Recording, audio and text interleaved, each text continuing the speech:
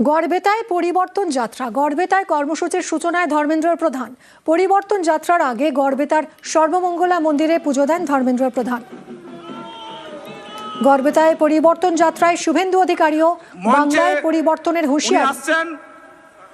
পরিবর্তন সুনিশ্চিত, আসল পরিবর্তন হবে।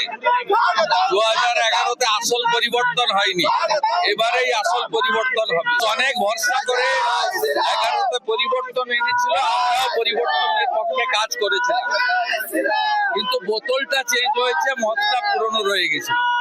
এবারে আসল পরিবর্তন হবে। পরিবর্তন নয়, বাংলায় তৃণমূলের প্রত্যাবর্তন তোপ কুণাল ঘোষের। বিজেপি বিভিন্ন জায়গায় যে পরিবর্তন যাত্রা করছে ওগুলো ওদের বিদায় যাত্রায় পরিণত হবে।